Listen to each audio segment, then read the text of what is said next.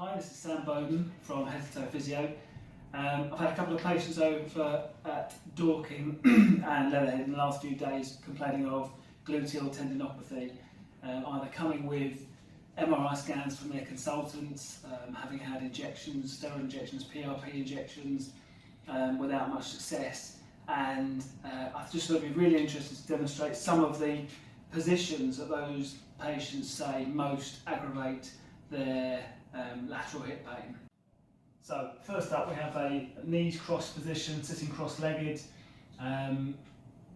What that does is puts the hip into some flexion, some external rotation, a bit of abduction, and actually puts a stretch on those gluteal tendons, which could be seen to be compressing the tendons against the greater trochanter to the side of the hip. So that can obviously aggravate your hip pain. So another really common complaint that we get from patients is pain lying on the side. So that's simply compressing the side of the hip, lateral hip, when you lie on a bed, mattress, often a hard mattress.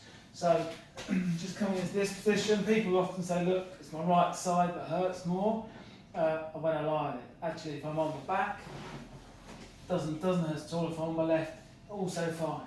So just something to be aware of. Lots of ways of trying to keep people on one side so they're not putting that pressure on the hip, but something that's worth considering. We touched on this position in the last video, but people who tend to slouch stand, so shift their hips to the side, so instead of standing square, actually what they tend to do is just hang on one hip to the side. If you're hanging on one hip to the side there, you're going to be increasing the compression, probably up to about 40% on the lateral hip tendons.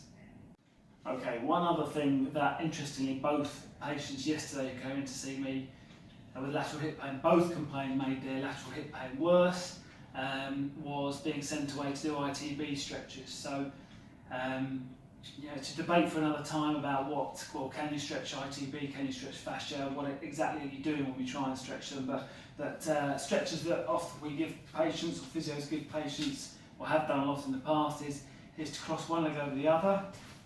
And you can see that there. So one leg over the other, left crossing over the right. Hips go to the right, shoulders go to the left. Sometimes people add in a bit of a stretch of the arm as well, just to bring in the fascia or the stretch the lats as well. But obviously that sway to the side is putting a big compression on the lateral hip on the right side. Something that obviously if you've got lateral hip pain and it's particularly affected by those compressive loads and bringing the leg across the body, then that's going to make things worse.